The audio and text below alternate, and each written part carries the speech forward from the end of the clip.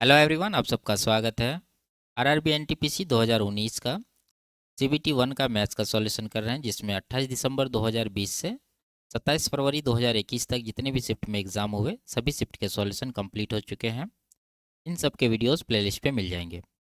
आज की क्लास में 1 मार्च 2021 का पहला शिफ्ट का सॉल्यूशन करेंगे। 28 फरवरी को एग्जाम नहीं हुआ था, ठीक है। और इन सब का सॉल्यूशन पहले ही कंप्लीट हो चुका है। इनके वीडियोज़ देखने के लिए प्लेलिस्ट विजिट कर सकते हैं, लिंक नीचे डिस्क्रिप्शन में दिया गया है। तो शुरू करते हैं। उससे पहले चैनल पर नया है तो चैनल को सब्सक्राइब कर दीजिए। आगे बढ़ते हैं।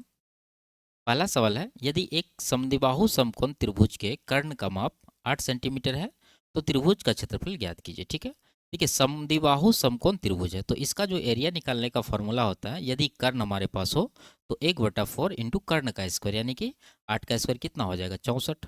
तो इसको कटा देंगे 16 बार में, तो 16 सेंटीमीटर स्क्वायर इसका आंसर होगा, ऑप्शन नंबर 1। ठीक है, आगे बढ़ते हैं।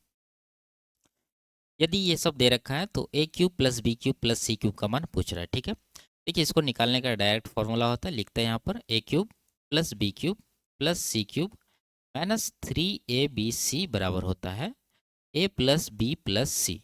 ठीक है, उसके बाद इसका स्क्वायर यानी कि A plus B plus C का होल स्क्वायर माइनस का 3 इंटू ये जो दे रखा है हमारे पास A B plus B C plus का सी है। ठीक है, एक और होता है, पहले हम लोग इस पर इसको आंसर निकाल लेते हैं, फिर उसको भी देखेंगे। ठीक है, तो यहाँ पर देखिए इसका वैल्यू निकालना है, तो इसको हम लोग ऐसे ही लिख देते हैं A cube plus B cube plus C cube. ठीक है, और माइनस का 3ab सी है, तो ए बी सी का वैल्यू यहाँ पर देखिए कितना दे रखा है 168, तो 3 गुना 168 कितना हो जाएगा, ये 16 या 48 यानी 480 प्लस 24 ये हो जाएगा 504 बराबर ए प्लस बी प्लस सी। देखिए तीनों का योग कितना दे रखा है 17, तो 17 देंगे। आगे इसका स्क्वायर यानी कि A plus B plus C 17 है, 17 का स्क्वायर 289 आएगा minus 3 into A B plus B C plus C है, तो A B plus B C plus C A का वैल्यू है 94, तो 94 गुना 3 कितना होगा 300 में से 18 माइनस कर देंगे तो 282। ठीक है, तो गुना कर लीजिए इसको, यहाँ घटाने के बाद कितना बचेगा 7, 7 गुना 17 119, और यहाँ से 504 माइनस वाला को इस तरफ लाएंगे तो प्लस में 504 आएगा।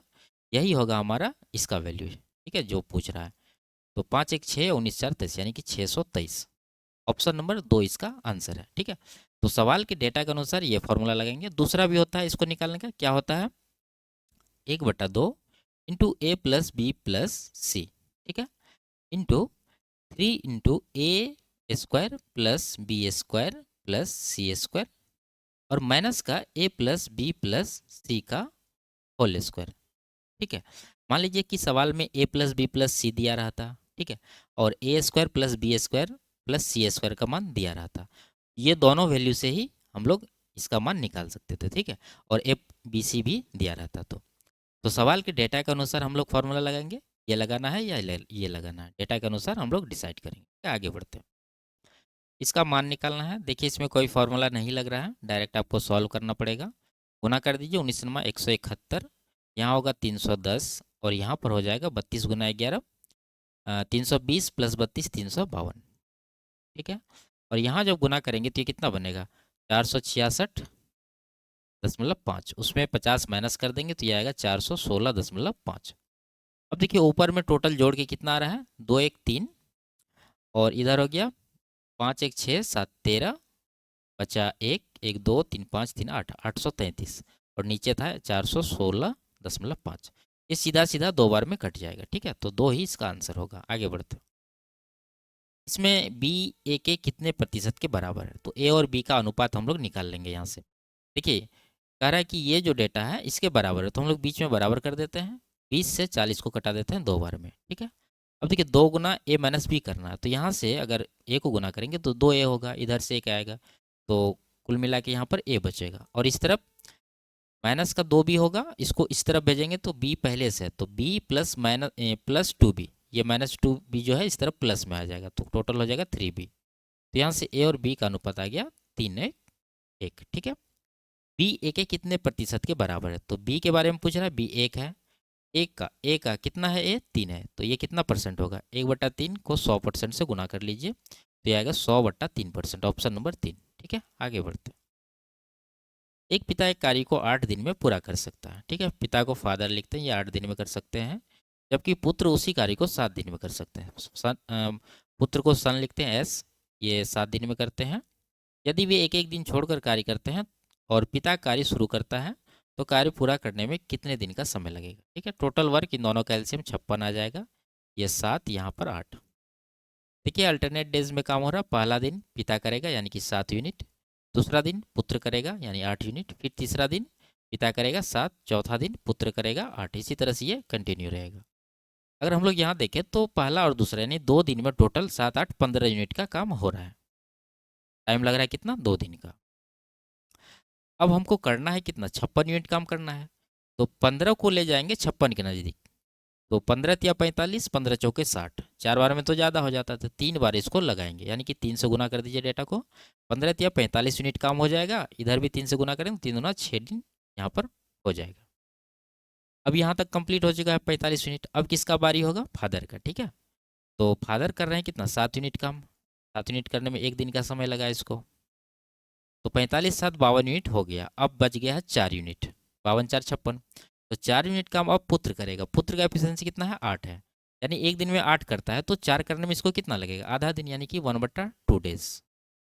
तो टोटल टाइम यहाँ पर आ गया है 6 7 और आधा, 7.5 दिन। ऑप्शन नंबर 1 इसका आंसर होगा। आगे बढ़ते हैं। वह छोटी से छोटी धनात्मक संख्या ज्ञात कीजिए जिसे इन सब से विभाजित करने पर प्रत्येक मामले में एक शेष बचे और यह 13 से पूर्णतः विभाज्य हो। ठीक है, तो जो भी आंसर होगा वो 13 का मल्टीपल होगा, लेकिन सभी ऑप्शन यहाँ पर 13 का मल्टीपल है, तो हम लोग को एलसीएम से करना पड़ेगा। तो इन सब का एलसीएम निकालिए। तो एलसीएम कितना आएगा, सबसे बड़ी नंबर यहाँ पर 12 लेते हैं। अब 9 का क्या है, 12 में 3 है, तो 3 यहाँ पर बच गया, 3 से गुना कर देंगे। 8 का क्या है, 4 है, 2 नहीं है, तो 2 से गुना कर देंगे। 6, 3 दूना 6, 6 का 6 है इसमें। 5, 5 नहीं है कहीं पर, गुना कर देंगे। 5 दूना 10 या 30 गुना 12, 12 या 36, यानी कि 360 इसका एलसीएम आया है।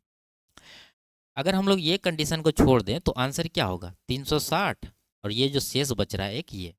ठीक है, लेकिन हमें चाहिए 13 का मल्टीपल, तो वो जो नंबर होगा, ठीक है, वो क्या होगा, वो होगा 360 के प्लस का 1 डिवाइड बाय 13। ठीक है, इस फॉर्म में नंबर होगा।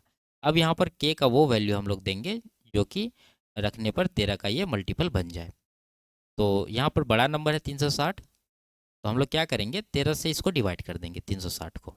यहाँ पर कर लेते हैं रफ में, 13 दूना 26, 10 बचा यानी 100 हुआ, 13 7 91, 9 बच गया, यानी कि इसको आप लिख सकते हैं कितना, इसमें 9 कम कर दीजिए तो ये बच जाएगा 351 के प्लस का 9 के, और प्लस का 1 भी है। ठीक है, 9 के और नीचे 13, तो 13 से ये डाटा तो पूरा कट ही जाएगा, बचेगा हमारे पास ये। इसी वैल्यू में हम लोग के का वैल्यू रखेंगे और देखेंगे कि किस मान पर जो है ये 13 से कट रहा है।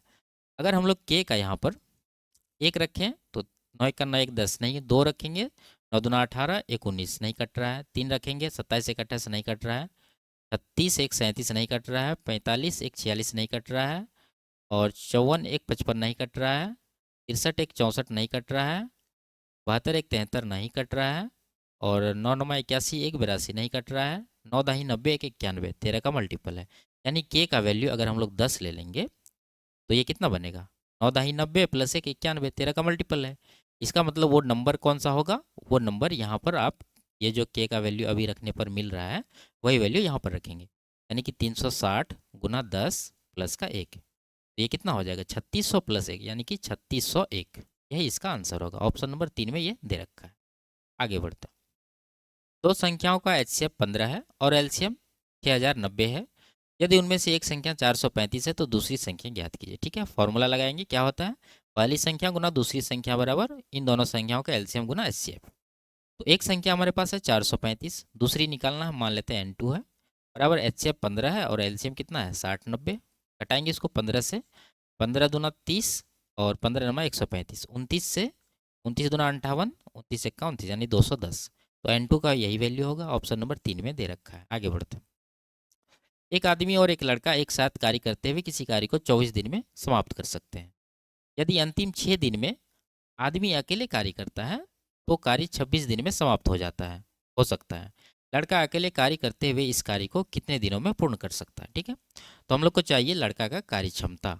तो निकालते हैं। देखिए आदमी और एक लड़का मिलके 24 दिन में करते हैं, यानी कि आदमी का अगर एफिशिएंसी m मान ले और लड़का का b मान ले तो क्या होगा, m प्लस b मिलकर इसको 24 दिन में करते हैं। अब यहाँ पर देखिए आगे, यदि अंतिम 6 दिन में केवल आदमी ही कार्य करता है, यानी अंतिम 6 दिन में, और शुरू में जो काम किया होगा वो कौन किया होगा, दोनों मिल के क्या होगा, और टोटल काम 26 दिन में हो रहा है। तो इसमें जो लास्ट 6 दिन है केवल आदमी किया है, तो शुरू वाला 20 दिन जो है दोनों मिल के क्या होगा, सेंस यही है यहाँ पर। तो यहाँ पर हो जाएगा m प्लस बी का 20 दिन का काम प्लस केवल आदमी यानी कि m का 6 दिन का काम, ये बराबर हो जाएगा।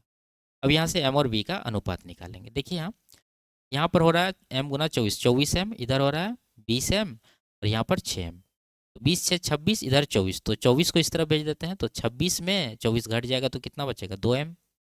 और यहाँ देखिए b वाला कितना है 20 और यहाँ पर 24, तो 20 को इस तरफ ले आते हैं, 24 में 20 घटेगा तो कितना बचेगा, 4b, 2 से 2 बार में कटा देंगे। तो यहाँ से m और b का क्या रेशियो आएगा, 2:1। ठीक है। अब निकालना होगा हम लोग को टोटल वर्क। यहाँ पर रख देंगे m b का वैल्यू, m का 2 है और b का 1 है, तो 2 + 1 3, 3 गुना 24 करेंगे, यानी कि 72 यूनिट इसका टोटल वर्क निकला। अब लड़का को अकेले काम करना है तो कितना दिन लगेगा, तो लड़का का एफिशिएंसी तो एक ही है, तो टोटल वर्क हमारे पास 72, इसको अगर 1 से डिवाइड करेंगे तो 72 दिन ही इसका आंसर आएगा। ऑप्शन नंबर 1 में दे रखा है। आगे बढ़ते हैं। एक आदमी 3 अलग अलग योजनाओं में साधारण ब्याज की 10%, 12% और 15% की दर पर क्रमशः 6 वर्ष, 10 वर्ष और 12 वर्ष के लिए धनराशियों का निवेश करता है। यदि प्रत्येक योजना की परिपक्वता पर उसे समान ब्याज प्राप्त होता है तो निवेशित धनराशि का अनुपात क्या होगा। ठीक है। देखिए मान लेते हैं कि 3 योजनाओं में अलग अलग XYZ रुपया ये लगा रहे हैं। तो पहला योजना में जिसमें x लगा रहा है कितना ब्याज मिलेगा, देखिए 10% की दर से 6 वर्ष में, 10 के 60%, ये बराबर है दूसरा योजना का। दूसरा में y रुपया लगा रहे हैं और यहाँ ब्याज कितना है, 12 गुना 10, यानी कि 12% 10 वर्ष में 120% बनेगा। और ये भी बराबर है तीसरा योजना यानी कि Z का कितना, 12 वर्ष टाइम है और 15% रेट है, तो 12 गुना 15 180% यहाँ पर ब्याज है। ये तीनों बराबर है, यहाँ पर कह रहा है कि उसे समान ब्याज प्राप्त होता है। तो यहाँ क्या करेंगे हम लोग, कटाएंगे 60 से एक बार में, 60 से 2 बार में, 60 से 3 बार में। तो आ गया x बराबर 2y बराबर 3z। अब यहाँ से x y z का रेशियो निकालना है, तो क्या हो जाता है इस तरह में, x का निकालना तो x का क्या है, गुणांक 1 है, तो x को छोड़ के y और z का गुना कर देंगे, यानी कि 2 तिया 6 आ जाएगा x में। y का निकालना तो y को छोड़ देंगे, z और x का लेंगे, तो 1 गुना 3 3 हो जाएगा यहाँ पर। z का निकालना तो ये 3 को छोड़ देंगे, बाकी 2 और 1 को गुना करेंगे, तो 2 1 का 2, तो 6 3 2 इसका अनुपात होगा, ऑप्शन नंबर 2। आगे बढ़ते हैं। अनिशा ने एक टीवी इसके आरंभिक विक्रय मूल्य के 4/5 मूल्य पर खरीदा और इसे आरंभिक विक्रय मूल्य के से 4% अधिक मूल्य पर बेच दिया। अनिशा को इसमें कितने प्रतिशत का लाभ प्राप्त हुआ। ठीक है। तो देखिए यहाँ पर कह रहा आरंभिक विक्रय मूल्य के 4/5, तो हम लोग ये आरंभिक विक्रय मूल्य को मान लेते हैं कितना, 100। तो इसका जो कॉस्ट प्राइस होगा वो कितना होगा, 100 का 4/5, यानी 100 का 4/5 निकालेंगे तो कितना आएगा, 80 रुपया। ठीक है। ये हो गया इसका कॉस्ट प्राइस। तो सेलिंग प्राइस इसका कितना है, ये कह रहा है कि आरंभिक विक्रय मूल्य से 4% अधिक पर बेचा, तो आरंभिक तो यही है 100, तो 100 में 4% बढ़ा देंगे तो 104 रुपया हो जाएगा, यानी 104 में बेचा। कहने का मतलब ये है कि 80 का सामान 104 में यहाँ पर बेच रहा है, तो 24 का प्रॉफिट है किसके ऊपर, 80 के ऊपर। ये कितना परसेंट है, 100% से यहाँ पर गुना करेंगे, निकाल लेंगे। 20 चौके 20 पंचे, 4 से 6 बार में 6 पंचे 30%, इसको टोटल प्रॉफिट हुआ, ऑप्शन नंबर 1। आगे बढ़ते हैं। इसका मान निकालना है। देखिए यहाँ अगर हम लोग ये cot 19 को क्या कर दें, इसको कर देते हैं हम लोग 10 में, कितना हो जाएगा, 10 10 71 हो जाएगा पूरक में। अब यहाँ 10 71 हो गया, इसको भूल जाइए। ठीक है। अब ये 10 71 से अंदर में गुना करिए।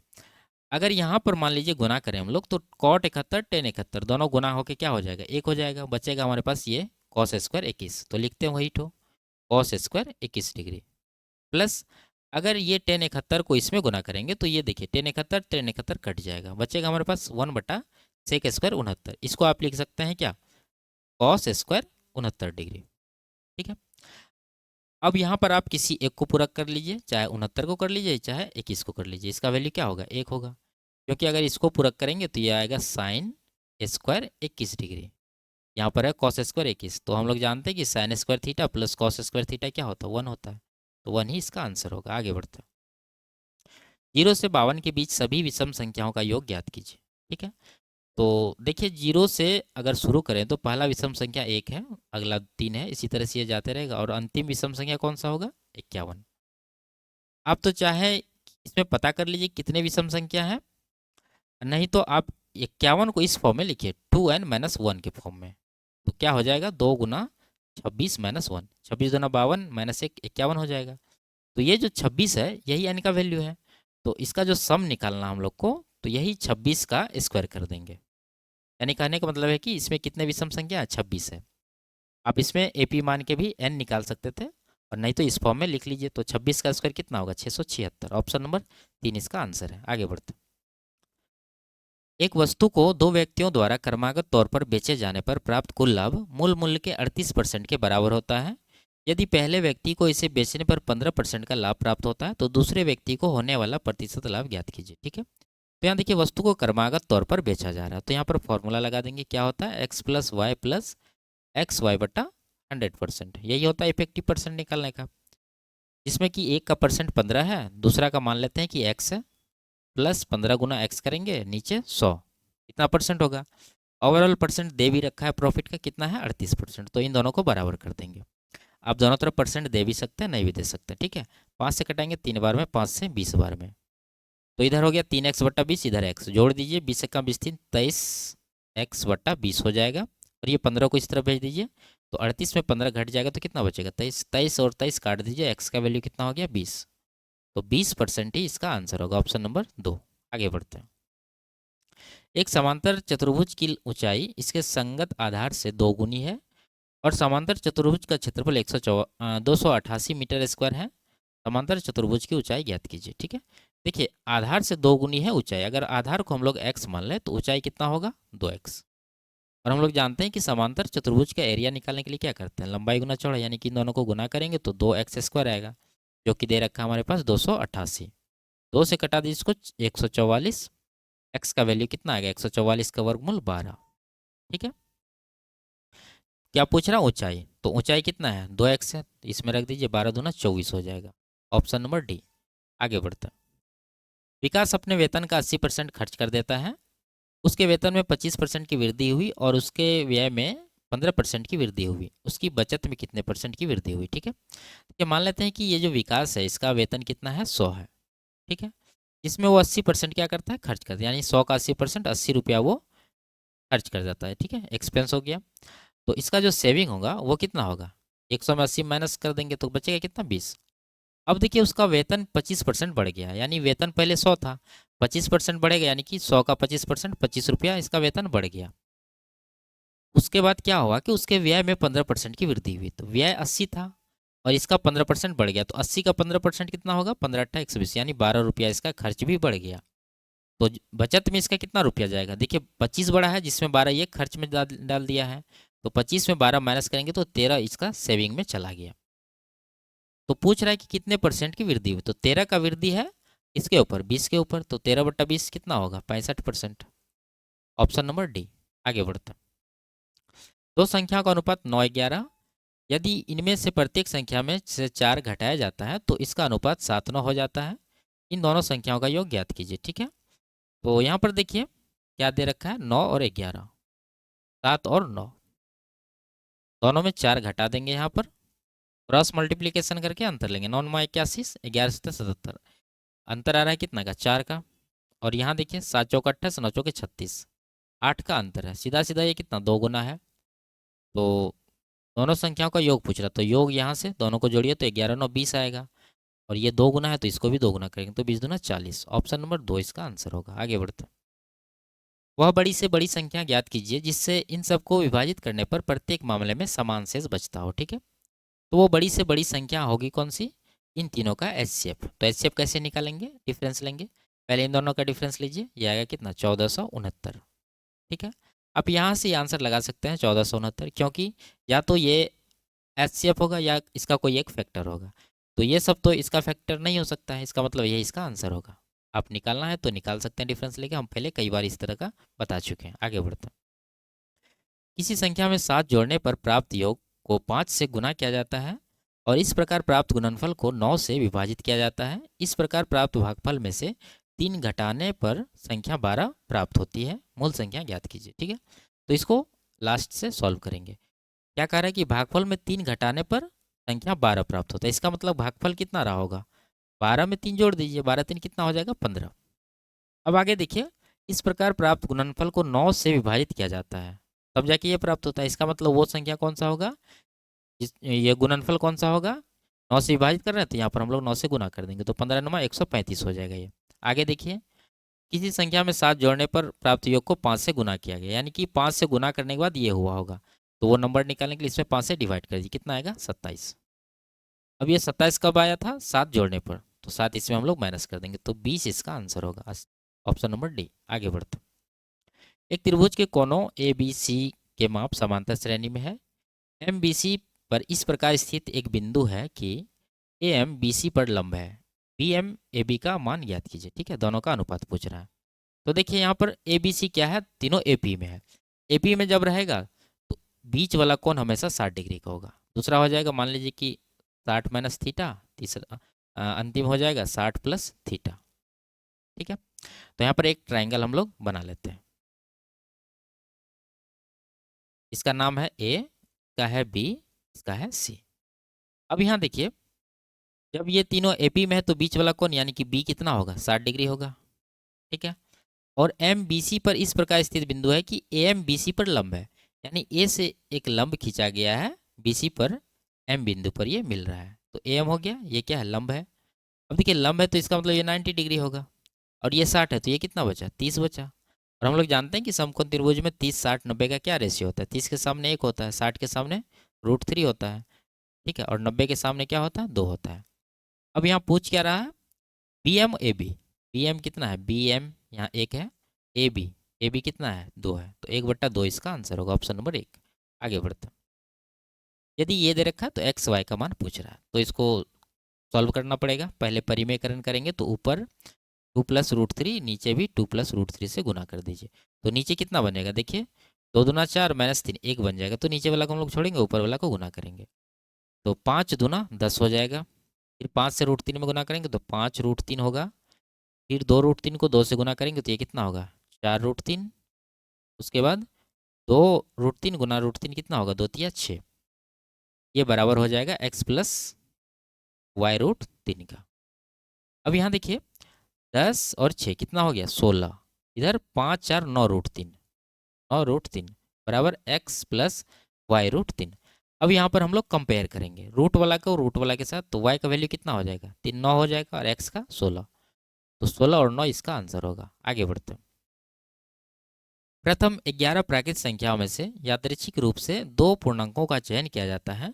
यदि दोनों पूर्णांक का योग सम है तो दोनों पूर्णांक के विषम होने की प्रायिकता ज्ञात कीजिए। ठीक है, देखिए सॉल्व करते हैं। टोटल 11 नंबर है, 1 से लेके, तो 1 2 3 4 5 6 7 8 9 10 11। ठीक है, और इनमें से 2 पूर्णांक निकाला जा रहा है। तो यहाँ पर कितने तरीकों से इसको निकाला जा सकता है, तो यहाँ पर आपको याद होगा कॉम्बिनेशन फॉर्मूला क्या होता है, NCR। ठीक है, यही होता है, यानी 11 टोटल है इसमें, और इसके जो निकालने के तरीके कितने हैं, 2 पूर्णांक निकालना, तो यहाँ पर 2 होगा, तो ये हो गया इसके निकालने के तरीके। ठीक है, इसको जब सॉल्व करेंगे तो क्या होगा, 11 गुना 10/2, घटाने के बाद ये कितना आएगा, 55 आएगा। ठीक है, 11 गुना 10 कैसे हो गया, देखिए इसका मतलब जैसे ये लिखा है तो इसका मतलब हो जाता है n फैक्टोरियल बट्टा r factorial into n minus r factorial. ठीक है, कहने का मतलब है कि n यहाँ पर देखिए क्या है, 11 है तो 11 का फैक्टोरियल होगा, और नीचे हो जाएगा r फैक्टोरियल, r कितना यहाँ पर 2 है तो 2 का फैक्टोरियल, गुना n माइनस r, यानी कि 11 माइनस 2 करेंगे तो कितना आएगा, 9 फैक्टोरियल। तो यहाँ अगर हम लोग सॉल्व करें तो 11 का फैक्टोरियल, तो 11 गुना 10 गुना 9 से लगातार गुना करते करते 1 तक जाएंगे, लेकिन यहाँ 9 फैक्टोरियल है तो आगे वाला को हम लोग 9 फैक्टोरियल लिख सकते हैं यहाँ पर। ठीक है, और 2 फैक्टोरियल गुना 9 का फैक्टोरियल, देखिए ये दोनों कट गया, तो 2 फैक्टोरियल मतलब क्या, 2 गुना 1 2, 2 से इसको कटा देंगे 5 बार में, 11 गुना 55, उसी तरह से यहाँ पर आया। यानी यहाँ पर अगर 2 रहेगा तो इससे एक कम गुना करेंगे और 2 नीचे देंगे, ठीक है, सॉल्व कर देंगे। ये आ गया टोटल, यानी 55 तरीकों से इससे ये 11 नंबर से 2 2 का पूर्णांक चुना जा सकता है। एक तो ये हो गया। ठीक है, हम लोग को आंसर देना है कि विषम होने की प्रायिकता क्या है। अगर आप यहाँ पर टोटल लेके चलेंगे तो आपको इंटरसेक्शन भी निकालना पड़ेगा। तो हम लोग क्या करेंगे, आंसर डायरेक्ट निकालेंगे। इसको छोड़ देते हैं, इसको इग्नोर करिए क्योंकि लास्ट में जाके ये कटना ही है। अब देखिए इसमें टोटल सम संख्या कितने हैं। सम अगर देखें तो 1 2 3 4 5, टोटल 5 नंबर, यानी कि 2 4 6 8 और 10। अगर विषम देखें तो विषम कितने हैं, विषम हो जाएंगे 1 3 5 7 9 और 11, 5 नंबर। ठीक है, अब यहाँ पर कह रहा है कि यदि दोनों पूर्णांकों का योग सम है, अगर दोनों पूर्णांकों का योग सम है तो क्या कंडीशन बन सकता है। पहला तो ये कि दोनों नंबर सम होना चाहिए, सम होगा तो सम हो जाएगा योग। अगर दोनों विषम भी होगा तो भी योग क्या होगा, सम ही होगा। ठीक है, दोनों विषम आएगा तो भी सम ही होगा, दोनों सम आएगा तो सम ही होगा। ठीक है, अब यहाँ पर टोटल सम कितने संख्या है, 5। तो इसमें हम लोग कितने तरीके से इनका पेयर बना सकते हैं, यानी कि कितने तरीके से इसको जोड़ सकते हैं वो निकाल लेते हैं ये कॉम्बिनेशन फार्मूला से। यहाँ पर साइड में टोटल 5 नंबर है तो 5C, 2 का कॉम्बिनेशन बनाना है तो 2 दे देते हैं। ठीक है, तो ये हो जाएगा 5 गुना 4/2, 5 को 20/2 कितना हो जाएगा, 10। और विषम का कितना हो जाएगा, विषम टोटल यहाँ पर 6 नंबर है तो यहाँ पर 6C2 हो जाएगा, यानी 6 गुना 5/2, 2 तिया 6, 5 तिया 15। ठीक है, और ये कैसे हुआ यहाँ पर हम बता चुके हैं। अब देखिए यहाँ पर अनुकूल यहाँ कितने हैं, विषम का पूछ रहा है तो विषम कितने हैं यहाँ पर, देखिए 15 है। ठीक है, और टोटल यहाँ कितना हो रहा है, 10 + 15 25, घटा दीजिए 5 से 3 बार में, 5 से 5 बार में, तो 3/5 यही इसका आंसर हो जाएगा। ठीक है, ऑप्शन नंबर डी। आगे बढ़ते हैं। एक खंबे को 3 भागों में विभाजित किया गया है, इसका पहला भाग उस पूरे खंबे के 1/4 भाग के बराबर है, दूसरा भाग पहले भाग के 4/8, यानी कि इसको आप बोल सकते हैं 1/2, और तीसरा भाग 10 मीटर है। तो उस खंबे की लंबाई ज्ञात कीजिए। तो उसका लंबाई मान लेते हैं हम लोग, क्या यहाँ पर 4 है, यहाँ पर 2 है, तो 4 दूना 8। ठीक है, तो इसका पहला भाग कितना होगा, यहाँ क्या कह रहा हो कि पहला भाग उस खंबे का 1/4 के बराबर है, तो 8 का 1/4 कितना होगा, 2 होगा। और दूसरा भाग क्या कह रहा है, दूसरा भाग पहले भाग का 1/2 है, तो पहला भाग 2 निकला है तो 2 का 1/2 यानी 2 का आधा कितना, 1 होगा। तो तीसरा भाग कितना बचा, टोटल 8 है जिसमें कि 2 + 1 3 इधर हो गया, तो बचा तीसरा कितना, 5। जबकि यहाँ तीसरा भाग कितना दे रखा है, 10 मीटर, तो इसी 5 का वैल्यू हो जाएगा 10 मीटर। ये कितना गुना है, 2 गुना। खंबे की लंबाई 8 माने तो इसका भी 2 गुना करेंगे, 8 दूना 16 मीटर इसका आंसर होगा, ऑप्शन नंबर 2। आगे बढ़ते हैं। एक त्रिभुज एबीसी में जिसका कोण सी समकोण है और ए बराबर बी है, तो इसका मान ज्ञात कीजिए। देखिए यहाँ पर कोण ए बराबर कोण बी है। अगर हम लोग यहाँ पर ए या बी किसी एक को बदल दें तो यहाँ क्या बनेगा, मान लीजिए कि बी को हम लोग ए कर देंगे और यहाँ भी बी को ए कर देंगे, क्योंकि यहाँ ए बराबर बी है, कोई फर्क नहीं पड़ेगा। यहाँ हो जाएगा साइन स्क्वायर ए और यहाँ हो जाएगा कॉस स्क्वायर ए। इसका मान क्या होता है, 1 होता है, ऑप्शन नंबर 3। आगे बढ़ते हैं। The numerator of a fraction is less than it's denominator by 2, यानी कह रहा है कि एक भिन्न का अंश जो है हर से 2 कम है। ठीक है, तो इसी के अनुसार जो भी आंसर होगा वो इसको सेटिस्फाई करेगा, यानी कि अंश हर से 2 छोटा होना चाहिए। यहाँ पर है, यहाँ पर 4 छोटा, ये नहीं हो सकता। यहाँ पर 2 छोटा हो सकता है, ये भी नहीं हो सकता है। अब आगे कह रहा है कि वी सब्सट्रैक्ट 2 फ्रॉम न्यूमरेटर, यानी अंश से 2 घटा देते हैं, और एड 2 टू डिनोमिनेटर, यानी कि 2 हर में जोड़ देते हैं, तो नया भिन्न जो है 1/3 होता है। तो हम लोग अंश में 2 घटा देंगे और हर में 2 जोड़ देंगे दोनों जगह, तो देखेंगे कहाँ पर जो है ये भिन्न 1/3 मिल रहा है। अगर यहाँ देखें तो 5 में से 2 घटा 3, यहाँ पर 7 2 9, घटाने के बाद ये 1/3 मिल रहा है जो कि यहाँ पर दे रखा है। इसका मतलब यही है आंसर है। आगे बढ़ते। साधारण ब्याज दर पर निवेशित एक धनराशि 3 वर्ष में बढ़कर इतना और 4.5 वर्ष में बढ़कर इतना हो जाती है।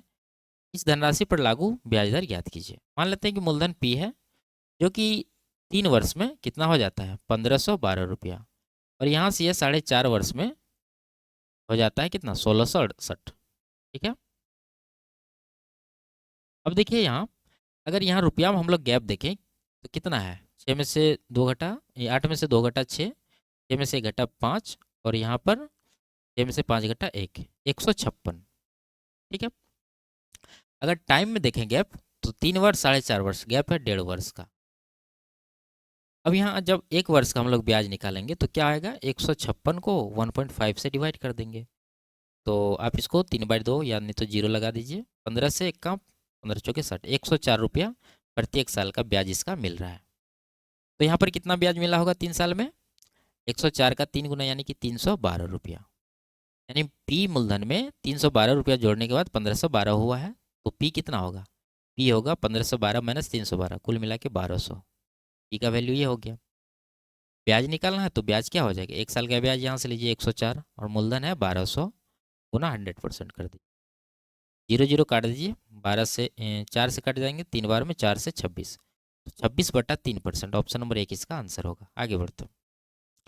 यदि ये दे रखा है तो इसका मान निकालना है, ठीक है। तो इसको इस तरफ ले जाएंगे तो क्या बनेगा हमारे पास, A B minus A square बराबर बी स्क्वायर। इन दोनों को इस तरफ भेज दीजिए तो बनेगा ए स्क्वायर प्लस का बी स्क्वायर माइनस का ए बी बराबर 0, ठीक है। अब इसको अगर खोलें तो ये होता है A plus B into A square plus B square minus A B, ठीक है। तो इसमें इसका मान 0 है, अगर इसका मान 0 हो जाएगा तो इसका मतलब इसका मान भी क्या हो जाएगा, 0 हो जाएगा। Option number 1। आगे बढ़ते। एक रेलगाड़ी 40 किलोमीटर प्रति घंटा की चाल से चलना शुरू करती है। इसकी चाल में हर 1 घंटे में 20 किलोमीटर प्रति घंटा की वृद्धि होती है। इस रेलगाड़ी को 470 किलोमीटर की दूरी तय करने में कितना समय लगेगा, ठीक है। देखिए, ये 40 किलोमीटर से शुरू किया है और हर घंटे 20 बढ़ रहा है, लेकिन ये एग्जैक्ट जो है प्रत्येक जो है घंटा में ये कवर नहीं किया है, क्योंकि आंसर मिनट में भी दे रखा है, घंटा में दे रखा है।